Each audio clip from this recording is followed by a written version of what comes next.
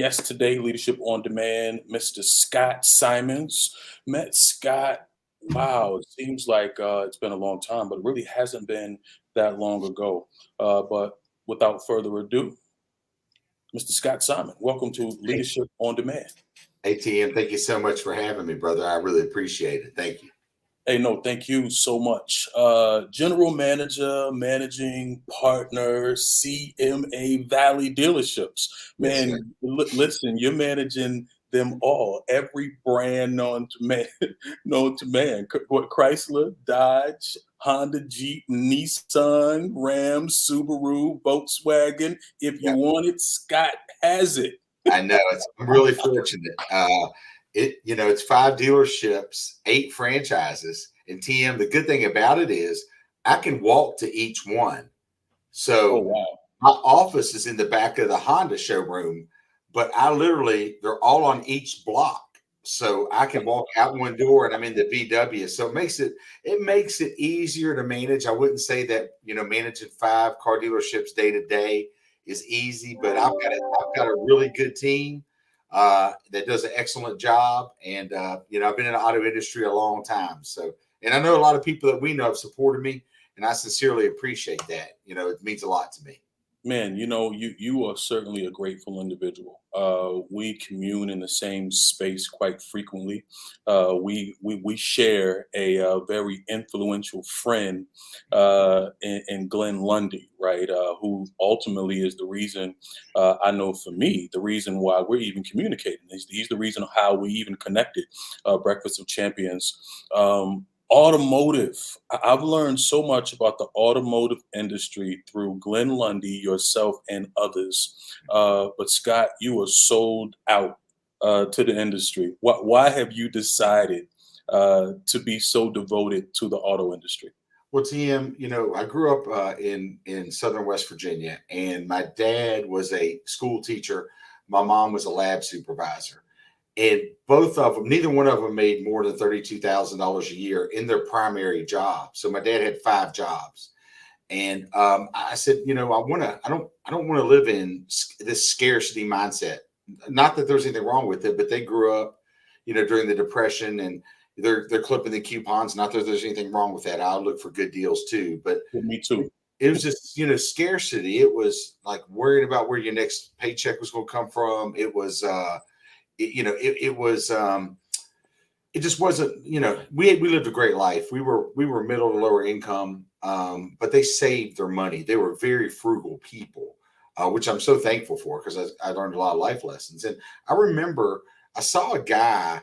First of all, we're driving an '86 Celebrity, sharing it. My dad, my mom, and my brother. He wasn't 16 yet, but anyway. And they had one car, and my dad bought it for a couple $100 and took it to the Vogue school to get it fixed. So, you take stuff to the Vogue school, and that's typically stuff that's just tore up, that's not suitable for the road. And the young people in school, they fix it. So my dad bought this car for a couple $100, took it to the Vogue school because he knew he could get it fixed for free. And then, like, Bondo was falling out of it. I mean, it was a complete hoopty. And I remember seeing a guy with really nice clothes on and driving a really nice car. And I'm like, what's that guy do? And I was young, really young. And they said, I think he sells cars. I said, shoot, I want to wear nice clothes like that. I want to drive a nice car like that. And it was more the car than anything. And that's what got me interested in the auto industry way back then. It was the fact that, in sales, you can make unlimited income. And I could write, in other words, what I did, I would get compensated for my results. I didn't see myself going to working in a factory. I didn't see myself going to being a school teacher. I didn't see myself going to being a lab supervisor. So if I could go and serve people and solve their problems, and then based on my production, I can make as much money as I humanly possibly can, both fair, both treating people with respect, treating them how I want to be treated. And that's why I got involved in the auto industry. I was interested in it at a young age. So my dad, he used to actually let me go and negotiate car deals when I was a teenager. So I would go up in the owner's office, Charlie Cole, and I would sit down and negotiate car deals on behalf of my family. And Mr. Cole's always been a good friend of our family, and his we've talked a couple of times about me possibly coming back home, but I didn't want to go back to where I was from, because I wanted to know there's this big old world out there. Yeah. Part of me will always be that will be home, but I knew that I had to get out of that area so I didn't fall into the drugs, the alcohol, just all that area is pretty depressed. I knew that I needed to go. Yeah. So West Virginia, Hmm. you were negotiating deals way before you even knew you would be in the industry. Yep. Yep. Yeah. And you landed in Virginia, where Yep. you are the manager, general manager, and managing partner of 5 dealerships. Yeah. Yeah. Yeah. Boy from West Virginia. That's Yep. awesome. Yep. So I'm originally from McDowell County, West Virginia, and great people there. But it's known as a poverty-stricken area. It's known as one of the poorest counties in the United States. And I learned a lot of good life lessons there, TM. Your word means something. A handshake means something. You may work for a company and that's on the front of your jersey, but your name's on the back of the jersey. And don't do anything to disrespect your family name. Word your bond, handshake means something. And if you're going to tell somebody you're going to do something, do it to the best of your ability and be able to be counted on. You got those friends that say, oh yeah, Tim, I'm going to meet you there. They have no, they're not going to be there. They're just telling you what you want to hear. And I've got friends like that too. Right.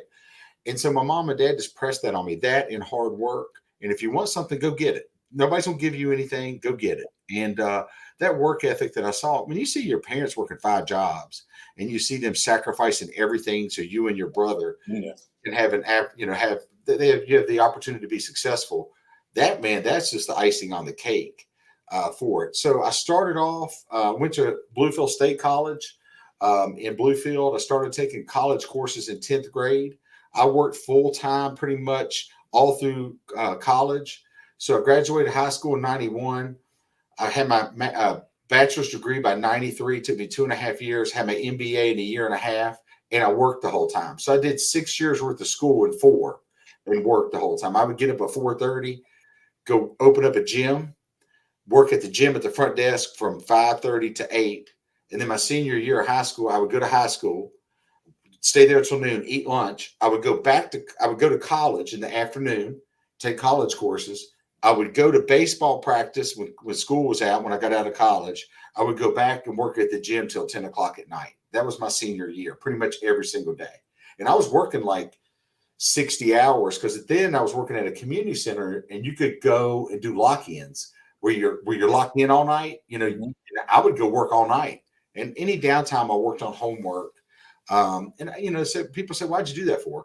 I wanted to get out and make money, and I also had to have an education. So if this car gig didn't work out, which here, education helps. I'm on the phone. Education helps, but it doesn't. And it shows I had the ability to learn, and no one could ever take that away from me.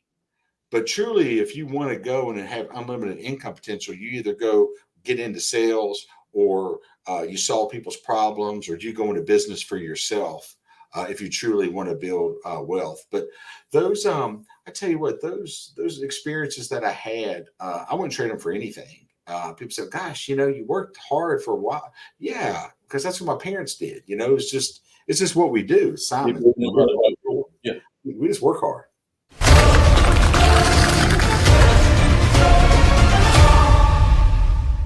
So you talked about your parents, you talked about work ethic. Who has had the greatest impact on your life? Because you are extremely driven. Yeah.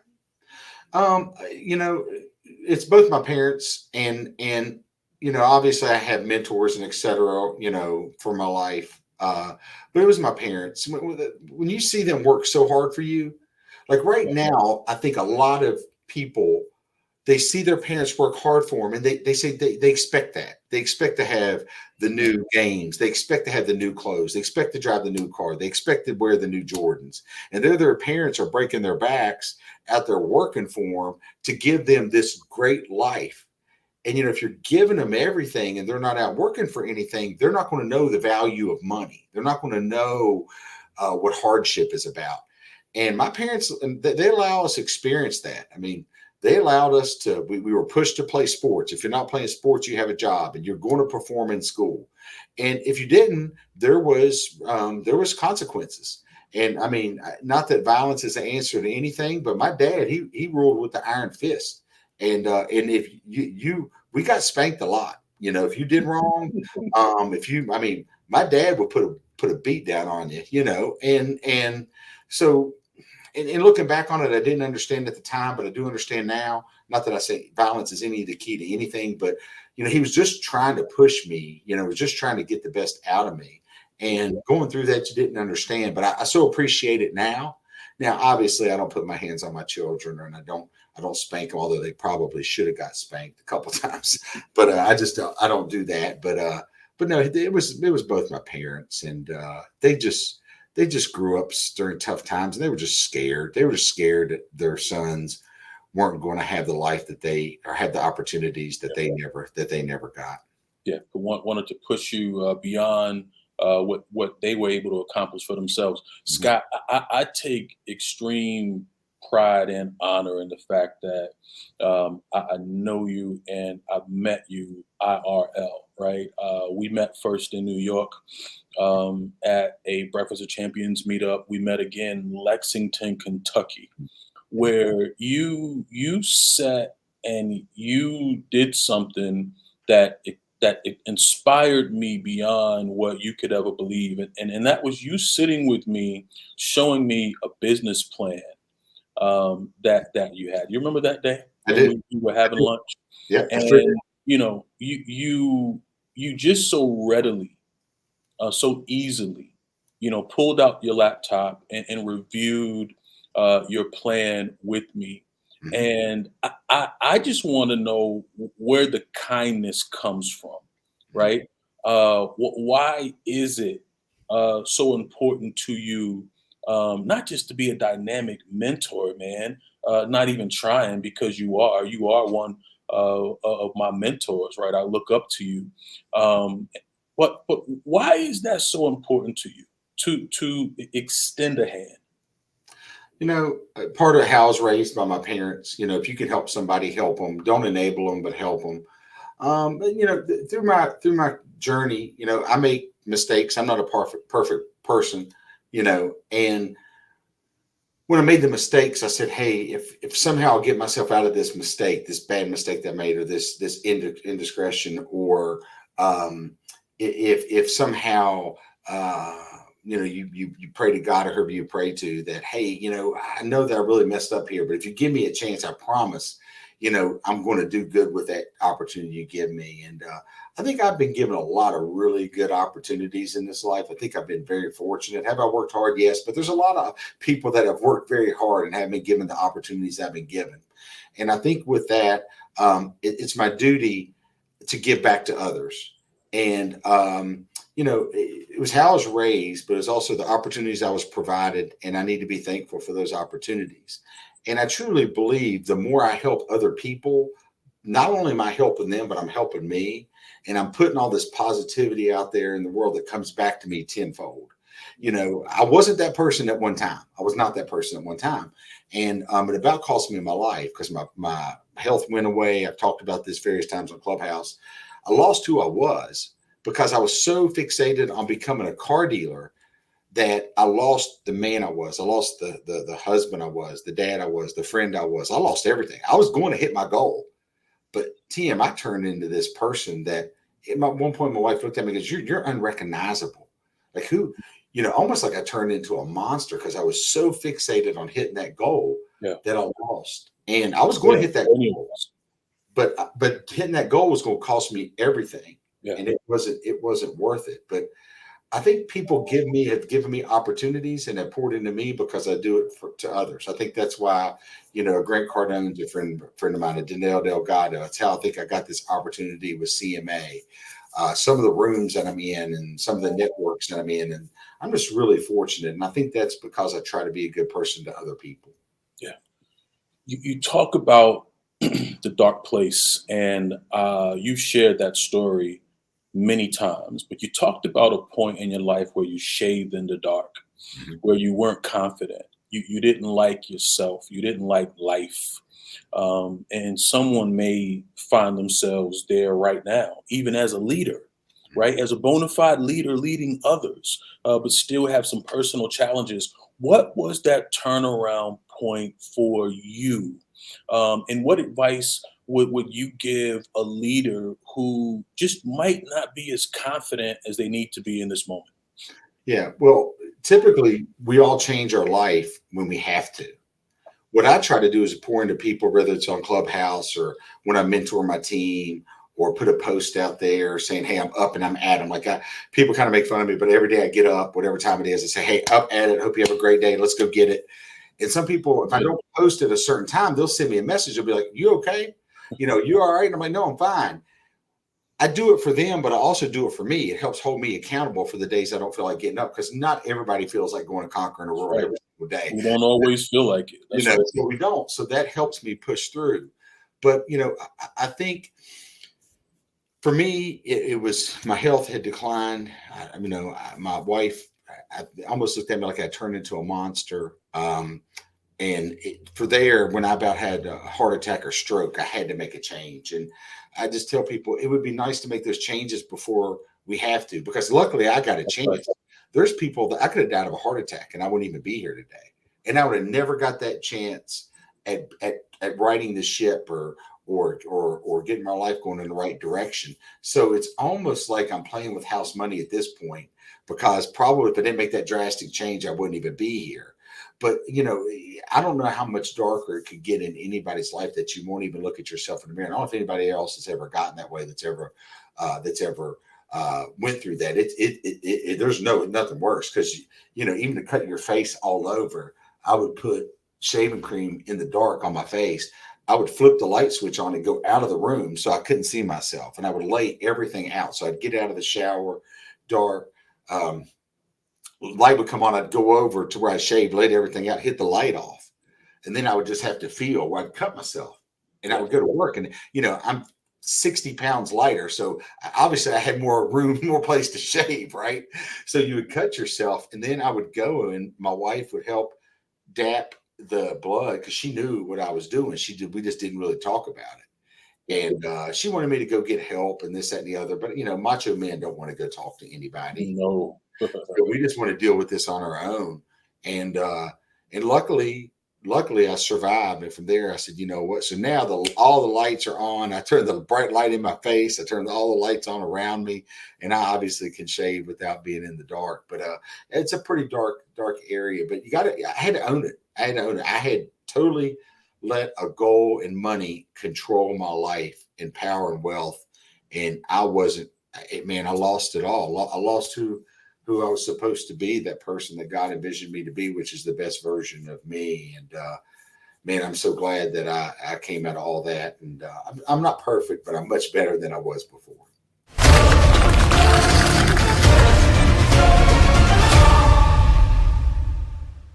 Seeking help, accepting help, right, is extremely important, specifically from those who support us and who know us best, right? Our spouse, our loved ones.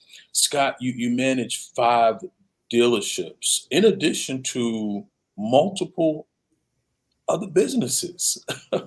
What's the number? Is it like 25 Yeah, businesses? about 25. I think maybe 26 or 27, but it all feeds into one company. And once I invest in some of these partnerships, TM, I don't even really think about them until it's a quarterly call, or until we'll get a notification that a wire transfers came in, and my wife's like, "What's this for?" Or my accountant will say, "Didn't you invest? Did I see you put a post up about this apartment place that you invested in?" And so, I don't really sit and think about it, because it can be a little bit overwhelming. So I Yes. just keep digging, keep digging, keep digging. And once I invest in those, it's gone, because I don't play an active role in any of them. I'm on some advisory boards, and I'll give my 2 cents. But one thing I learned, and I give this advice to everybody, is once I make that dollar, and I learned this from Ryan Stewman, I always want to share who taught me this. Once I make that dollar, I don't want to have to work for that dollar again. So I don't want to work for the same dollar twice, which is what he teaches. Once I make it, I want that dollar to go make money for me, because I've already put in the work to earn that dollar. So when I look for partnerships, I don't want to have to go put in work in order to earn that dollar. So when the reason why I don't know exactly how many it is, because once I invest that money, it's gone and I just wait for it to come back. I just wrote that down. Don't work for the same dollar twice. That's great advice. Yeah. Listen, you just almost answered the question, because my question is around the stress factor. Hmm. Like, we know to be successful in business, you have to be disciplined. Hmm. To be specifically a successful leader in business, you have to be disciplined, right? But your schedule, time management is extremely important. But for me, Scott, when I think of, I manage multiple locations across the country, Hmm. right? But um, so I get it. But your particular industry, right? A lot of strain right now coming from every which way, Hmm. like a lot of industries, but the automotive industry, something particularly special right now, right?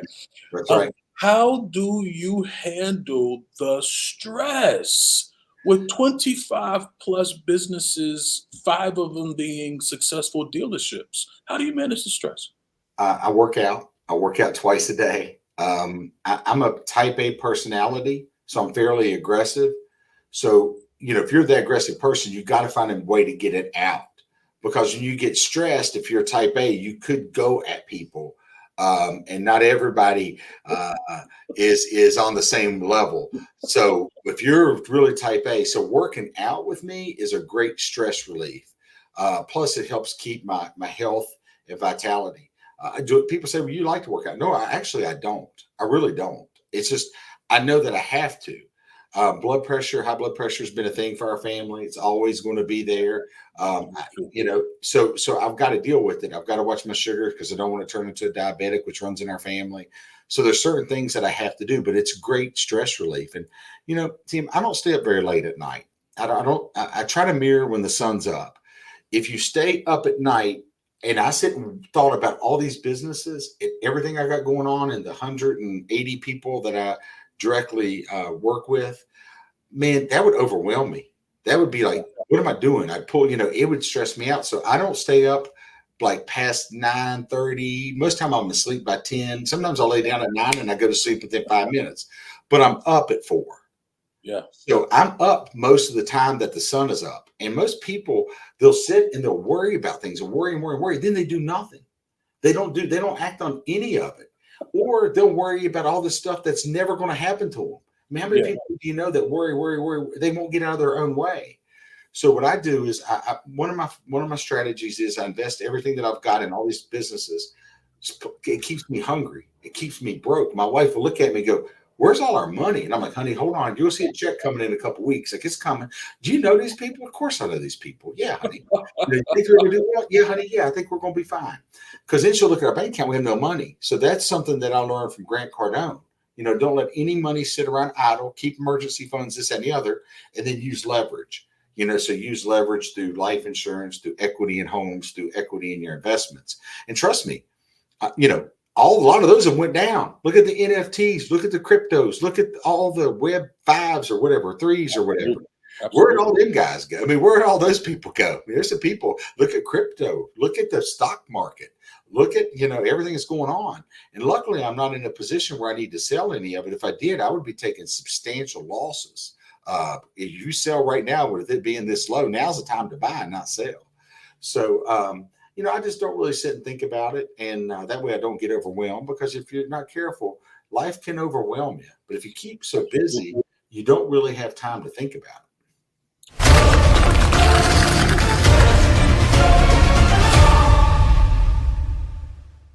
Life can certainly overwhelm you. You were just talking really really good stuff when you talk about equity, specifically in life insurance policies. Scott, you blessed us at the beginning of the year by attending the Shift Your Mindset for Generational Wealth Yeah, Summit, and yeah, you talked about your strategy and how your family is a business, how your family is a business. And I remember when you first mentioned that, and I think it probably shocked many of us, yeah. right, to hear it. But can you talk about how you have become the bank Mhm. for yourself, Yep. Yep. how your family is a business, and how we all should probably look into the strategy that you deployed. I'm assuming a very long time ago. Yeah. So I'm not. Let me preface this. Everything I've learned from other people. I'm not a financial planner. I'm not a financial advisor. I'm not trained to give you any type of advice. So I'm gonna preface that because And Karen. don't be saying Scott told me. Yeah, yeah. Don't be calling the IRS and say Scott told me I could do this. So anyway, but because I respect you so much, your brother of mine, that we've known each other through Clubhouse. I remember when I came off the early segment in the morning, you picked up that segment, and man, I told you this the other day. You have not only took that baton, you've killed it in that segment, and then what you've done at Clubhouse. So So much. amazing job. From when I listened to you when you first started to when I listen to you now, I'm blown away. I'm just letting you know, not that Glory you're to bad you. before, but I'm blown away. Thank you for the opportunity. Oh, Thank you for whatever you saw. Whenever I thank you for the opportunity. I'll say this: real recognizes real. That's all I'll say. That's I think how you and I have gotten along so well together. Absolutely. So let's go over this real quick. So if I'm a W-2 employee, which I am here, so I'm a partner plus I'm an employee of the company that I part own. So I get a W-2. So when I get a W-2, I can't go and open up an ice cream stand that's going to maybe lose money and take that loss from a company I part own against my W-2. You can't take a passive loss against an active gain. This is the way I understand it. So if I have these 25 other businesses, and if I don't form them into a company, the losses and the gains cannot go against each other. So what I did was I met with some people. Claudio Gambin is my financial wizard, is what I call him. He said, "Hey, all these businesses you own, I know they're in your name. We need to contact all of them, flip them over, and put them into Simon's Enterprises Inc. From there, you're going to have your wife's on payroll, your children on payroll. You can give them $12,000 a year. You're giving them money anyway. You can give it to them. That's their allowance, and that comes off the money that these companies make. Now, your companies have to make money, obviously. Yes. But anyway, so say on those 20 businesses, say that I have 18 that are making money and I have two that are losing money. One, I get to write off if I go on a trip, like I'm going on to Dallas with my wife on a business trip. That trip's wrote off because it's a trip on behalf of Simon's Enterprises Inc. that we're going to go and talk about business. So first of all, as a W-2 employee, I can't write off any of my personal expenses. I can't. So I can't go and say, hey, I'm going to go and write this off because now the tax laws are you get so much write-offs anyway that you're not able to write anything off anymore when you're a W-2 employee. But when you own your own business, that's a totally different ballgame. That's a totally different ballgame. That's a business expense. That's an expense to the business, to the entity. So I take Simon's Enterprise Inc. So say, Tim, if you said, Scott, man, you and I are going to go, we're going to do this consulting to people in this space, and you and I are going to partner. The person that would own my part of partnership would not be Scott Simons. It would be Simons Enterprises Inc. Or I could start an LLC that's going to own part of it with you, and then Simons Enterprises Inc. is the one that owns the LLC. I could do it two ways, but it's not going to be in my name because I can't write off the gains from that business. So anything I part own is owned by Simon's Enterprises Inc., which is an S corporation, and then my wife and my children are on the payroll. So the two businesses I have net losing money will actually go against the gains I have for the 18. Then any of my travel expenses that have to do with those businesses, real estate, any of those, I get to write those off, which I could not write them off before. So that's the benefit from doing it. So say if I go buy a car that's over 6,000 pounds, right now you can buy a car 6,000 pounds or more and write it off 100% this year. The laws are going to change. Next year it goes to 80%. Year after that it goes to 60%, 40%, 20%. Then it's phased out. So if I owe, and you heard Uncle G talk about this when he went and bought the jet, if I owe $100,000 on Simon's Enterprise Inc., I could go buy a $100,000 car that weighs over 6,000 pounds, write the whole thing off, and now I'm at zero. My tax bill zero. So really my taxes paid for that car. So that's all put in Simon's Enterprises Inc., which is what I learned from somebody else. I'm not, I don't really have time to sit and be a visionary. I really don't. Because I'm just so far, I'm more of the executioner, more of, okay, I learned this from somebody. I create somebody else on the phone. Does this make sense? Okay, let's start it. Let's put it together. And so Absolutely. that's the reason why I strongly suggest everybody take a look at, and we run our family like a business. We talk about money. Our kids and my wife and I, we sit around dinner table. We talk about money. They say, "Hey, how was your month last month, Dad? How'd you do?" We don't hide nothing from them. But we also explain to them how important it is to save their money and work hard. And I told them, if both of y'all children have two children, I have a daughter that's a sophomore in college.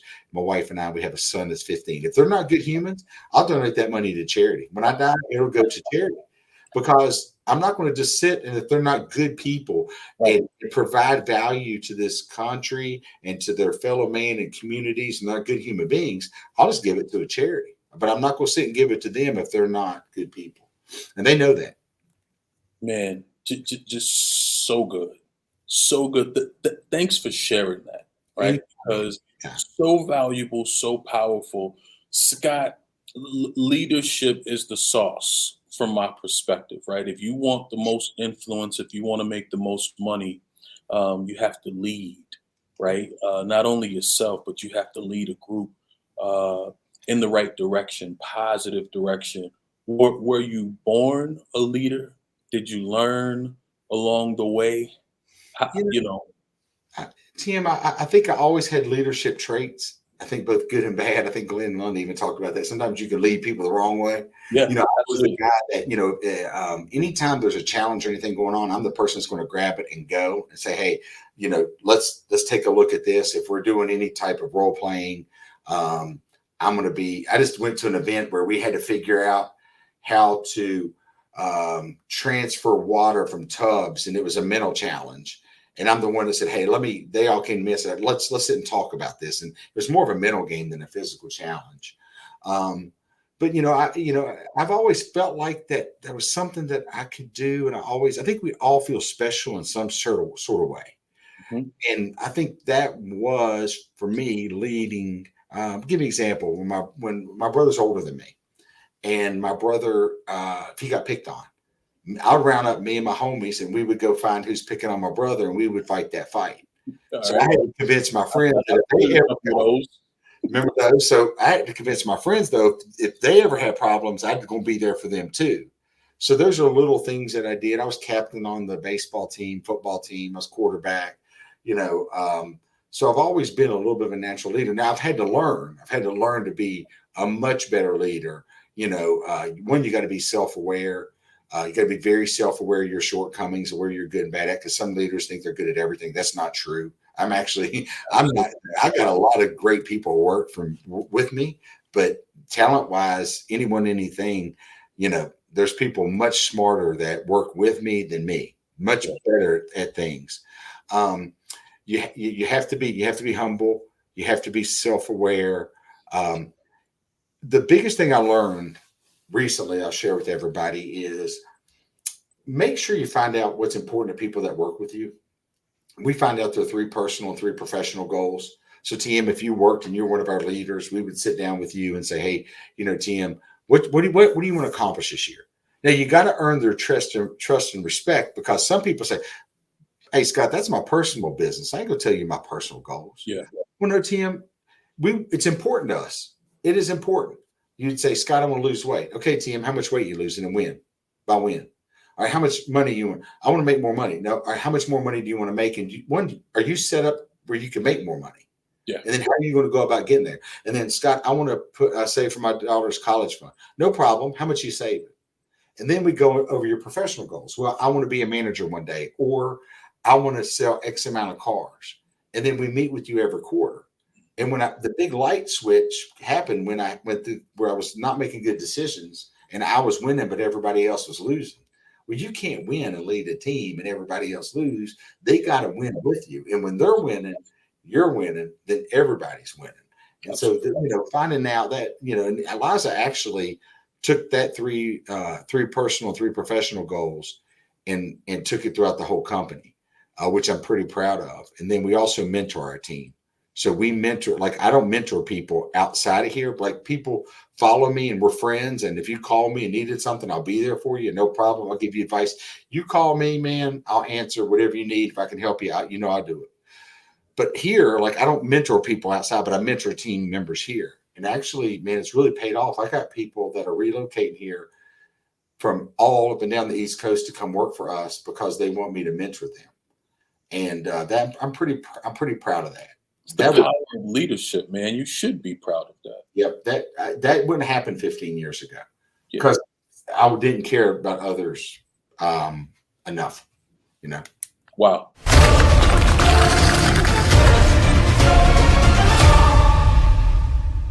That's a powerful revelation.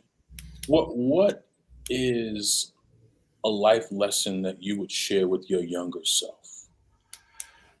Um, that life's bigger than just you. That that I've got to pull people with you. That like I shared with you that I couldn't.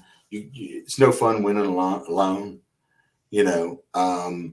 That you say you care about people, but do you truly care about other people? Um, another what were the life lessons have I learned? Um, you got to be very self-aware. I think there's a lot of leaders out there that they won't look in the mirror and say, okay, where can I improve? And I'm I'm I'm not perfect. I make mistakes all the time. And you know what? If I make a mistake, I own up to it. Or if someone has a better idea, I listen to that better idea. And if somebody comes in, like, here's a mistake that I learned as a leader. I've hired people and not got the people involved that was managing the person I hired. That is a terrible business practice. So, Tim, I'm going to hire you're a leader of that department. I'm going to interview somebody. I'm going to hire them, and you're not going to have any input on that. That I learned it, and then also don't allow people to complain about other people behind their back. Oh man, So, absolutely not. so Yeah, people come to me and they got a problem with you, and they work for you. The first thing I'm gonna do is say, "Have you went and talked to TM?" that's right. Feedback. And then go talk to TM, and then if let me know. But you should go talk to him or her first. Yeah, And if you haven't, then you need to go there first. Now, if it's something against HR rules or something, that's totally different. yeah, But you need to go talk to the person that's your leader to work things out and tell them how you feel. yeah. Even if there's a personality conflict, right? It's one thing for you to have not attempted, Yeah. right? You have to put forth an effort to try to make it happen. But I totally agree. That's great advice, man. Yeah. Because So if good. I go and say I do go and talk to he or she, say that he or she comes and talks to me and then I come and talk to you. That's just animosity. Yes. You're gonna be like, so you went to Scott first, huh? Yeah. Then that ain't gonna work because Absolutely. you're going to end up. There's going to be animosity between y'all two, and there should be. Yeah. And when early in my career, I allowed those conversations to happen, and I learned my lesson. Like I'm really big about chain and command. And if you're going to come to me, you better have went to them first and had an opportunity to sit down and talk to them like the adults. And most of the time, when that happens, TM, I go back and say, hey, would you like to talk about this? No, I talked to TM. We got it straight. Okay, you sure? Yeah. Okay, cool. Or if That's they what won't, professionals do. I'll say, hold on a minute. Let me grab TM and let's sit down and talk about it. Because if you're not going to go talk to him about it, I'm going to get him. We're going to sit and talk about it. That's right. And also, my team knows I have their back. Like if a customer complains, I'm not immediately going to take the customer side, or I'm not immediately going to take the person they lead side. I listen to what they have to say. I take notes. I have my assistant meet with us so that there's a witness. But my team knows that I've got their back. Now, if they're wrong, I'm going to say, hey, Tim or me or Scott, you're wrong. Yeah. And like we had a situation where we record our phone calls when people call in, call out. And the lady's pretty upset. And on the surface, it looked like she was just complaining.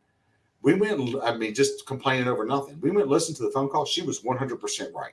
100% right. We handled the situation bad. So we're just going to sit and replay that and go over it with the team member and say, hey, how can we handle this? And we absolutely made it right with the customer. And so those are just some of the lessons that I've learned. I learn every single day. I don't, I still listen to podcasts. Obviously, I'm on Clubhouse. I listen and I learn from other people, and I'm just a student. That'll never stop. Yeah. 5 words that describe Scott Simon. So I would say that I'm very loyal. I'm a very loyal person.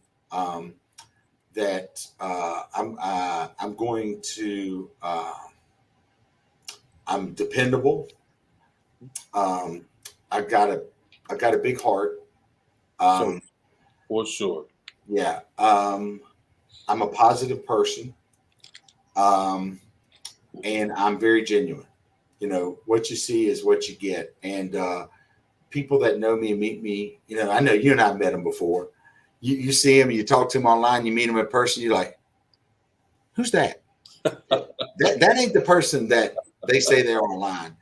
And not everybody's going to be perfect, because people sometimes they're just not comfortable, right? They see you in person and they're just not comfortable. I'm the person that's going to go up, shake your hand, give you a big hug, look you in the eye, and say, hey, how you been? How things been going? And I've always been that way, because I've met the people that did not. Now, sometimes they're nervous. You got to give them a pass, or you got to understand. Sometimes people are just nervous when they first meet you or meet anybody. Yeah. But they should at least resemble. And I tell you what, man, the people that we know, man, the pictures that they put up, and then when you meet them in person, you're like, what happened? Right. What happened? Like, Catfish. what was this picture 20 years ago? Like, come on now. Because I just think that people, you should be who you are. And if you are who you are, you don't have to worry about what you say. How many times did you tell a little white lie and then it mushrooms into this big thing? You're like, A gigantic lie. lie. Like, you here. You know why? I should have been honest from the very beginning. That's If right. you hurt their feelings or whatever, I should have told them from the very beginning and just been honest, because you know them. I mean, I have people, unfortunately, they just don't tell the truth, and you know that they don't, and it's white, it's little lies, but it's like, man, like if you just tell the truth, then you ain't got to worry about what you said, because you just spoke the truth. Just tell the truth. Yeah. Scott, a couple more questions, man. And listen, this has been awesome. But Scott, 25 businesses, a beautiful family, man. What is your greatest accomplishment? I would say my greatest accomplishment, I would say I got lucky and picked the best spouse in the world, that has been by my side through thick and thin when I wasn't, when I made mistakes. Yeah. She's a wonderful mom. I think people in relationships, they make mistakes. And one of the mistakes they make is your spouse has to come first. That significant other has to come first. And there was even a time where my wife kind of lost who she was, because she was living vicariously through our children. And I, sat down and said, honey, it's got to me and you got to be first. Like, if it wasn't for us, they wouldn't be there. and so you got to think about this. And I think sometimes we could lose sight of that. Obviously, I'm proud of being a dad. I love my children. I'm trying to do the best that I can. And I tell you, out there, especially my daughter, she's 19, and you'll sit and listen to this advice, and I have people that offer to pay me for my time, take me to dinner, whatever the case may be. And my daughter's very independent, very stubborn, very stubborn. She gets that really from me when I was her age. So that's been a little bit. I grew up with a brother. I didn't grow up with any, sisters. So that's been a little bit of a challenge for me, and it still is a challenge for me in some ways, because she's just is so independent and wants to do everything on her own, which I respect that. And I would say that. I want people to sit and say, hey, you know what? I've seen Scott's journey, and I know where he came from, and other things, some of the things he's been through, and I know the people that have supported him, and we're just, we're proud of him. I am the person that wouldn't look in the mirror I am proud of my family. I'm proud of some of the things that I've accomplished, although I think I still got a long way to go to be that person that Emilette says that God envisioned you to be.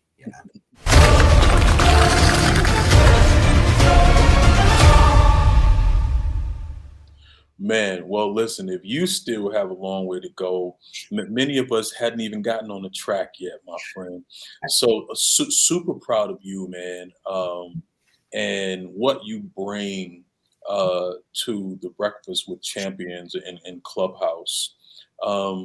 Scott, what advice would you give an emerging leader or an individual looking to break into the ranks of owner operator? Mhm. Right? Because I mean, the one thing I hear a lot about is the opportunity that exists in the industry, Yeah. right? Someone who wants to be like Scott, or hell, just wants to advance Yeah. in their industry, whether it's automotive or not. What advice would you have for an emerging leader?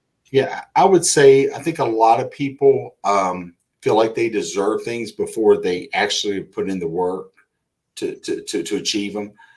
I think if you show up every single day and if you try really, really hard and you work hard and then you work smart and then you make an impact in others and you do it from a genuine standpoint, don't allow anybody to outwork you. Yeah, I could outwork anybody. No one's going to outwork me. But then if you put that with learn every single day, get 1% better every single day in all the aspects of life, you won't be denied. Just a lot of times people they quit way too soon. They don't see the immediate result. They go to the gym and you don't have a six pack.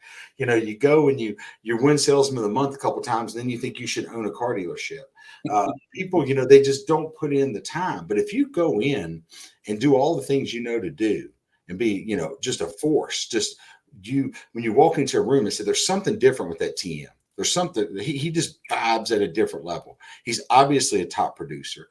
His people that he works with, they should all say TM should be the person that should be running this department, this place. And it should be unanimous because you've served them and you've given to them and you've poured into them. And when that happens, you will not be denied. You will not be denied. You can't be denied.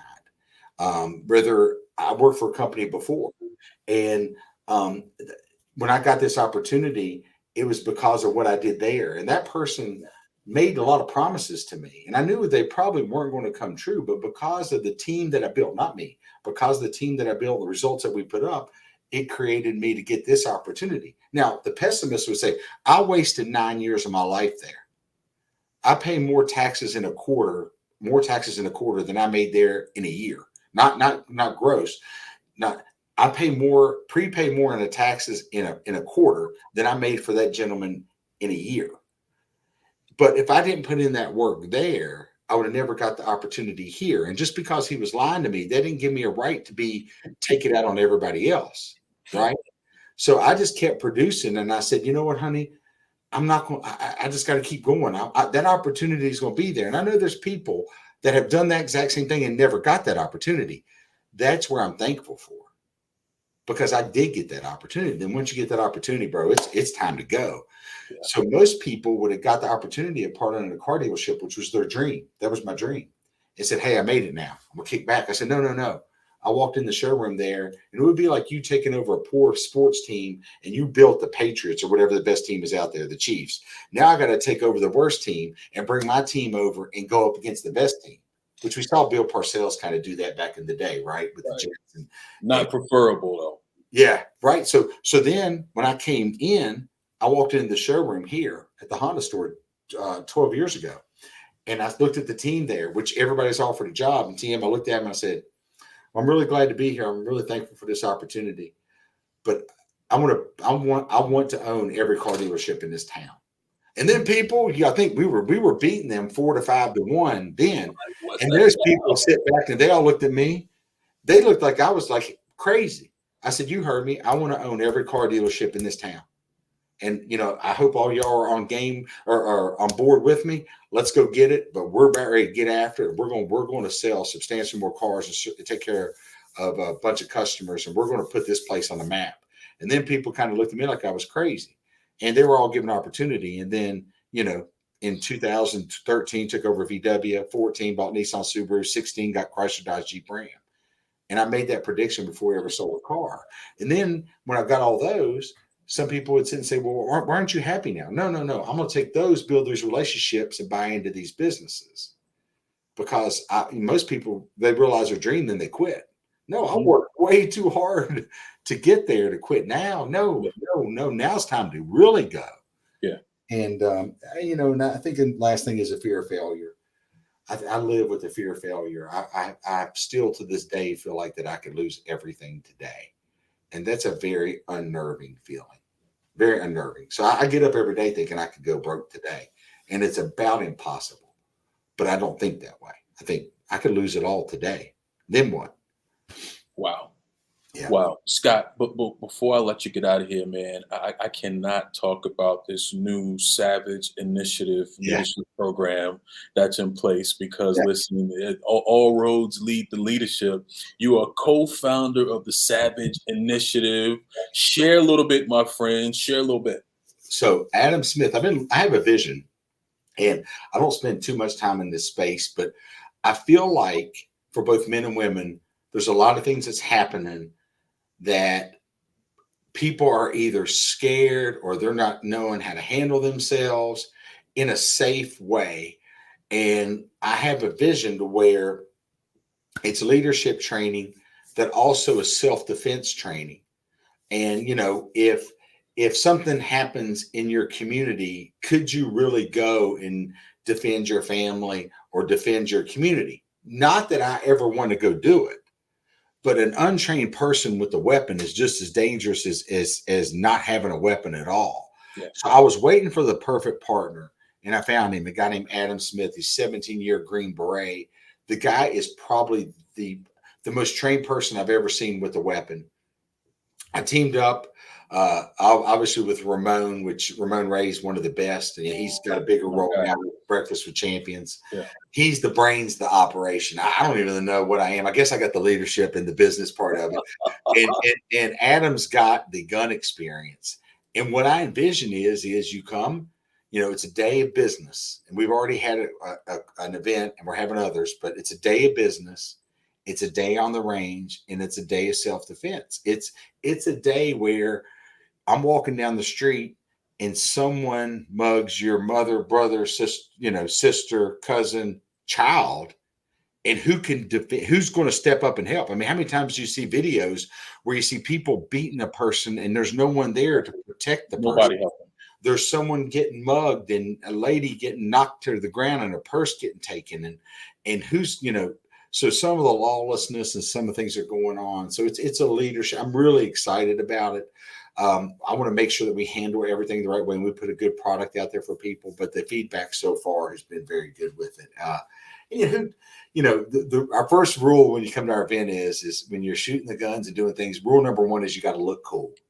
And when Adam said that's his rule, to getting out there, it's like, man, I want to look cool. I mean, who doesn't want to shoot guns and look cool? So Yeah. I got to get out there. I certainly got to get out there. we Scott, we love to. entrepreneur, investor, leader, coach, mentor, public speaker, and someone I consider a dear friend. Man, you don't understand how grateful I am for you taking time out to speak with my audience, to hang out with me, man. Looking forward to continue great things. And I'm looking to partner with you, man. We got to do something. Hey, I would love to. I love partnering and winning. There's nothing better than winning with a friend. There's Yes. nothing better than sit and say, "Hey, here's how we did last quarter. Here's what's going to be deposited in your account. This is what we did." And there's no greater feeling in the world, or helping someone on the come up, or seeing a dream come true. So, man, I know that you and I have ran in the same circles. We're on Clubhouse, and you give up a lot of your time for a lot of people too. And for that, man, I'd say I appreciate you because it takes sacrifice. It takes time to show up there and pour into people. Absolutely. You know it like anybody. Man, and to see your growth, I mean, it's nerve wracking. It's nerve wracking when that mic unmutes and you got to talk and there's no one talking back to you really, That's right. and it's dead silence. Yeah. And to hear the way you control the room and to see the person that I met, which was already doing really well, and the person that you went to, man, I'm really excited about your future. And you got my cell phone, you got my Instagram, you got my Facebook. If you call me, if you need anything at all, brother, I'll be there for you. Hey, I appreciate you, my guy. Scott Simons, listen, his GM managing partner, CMA Valley. Man, I appreciate you. I wish you so much success, man. And I'm going to get out soon and be a part of one of these Savage Come on, man. initiatives, man. Hey, people come by and visit the dealerships, man. Come by. We'll go do lunch. I'll show you around and introduce you to my team. We'll I'm answer gonna any do it. questions. We'd love to host you, but man, I'm gonna do it. much respect to you. I appreciate you, brother. Thank you for Thank you having me so on much. your show. I really appreciate it. Thanks for being here, Scott. Yes, sir. Have a good day. You too.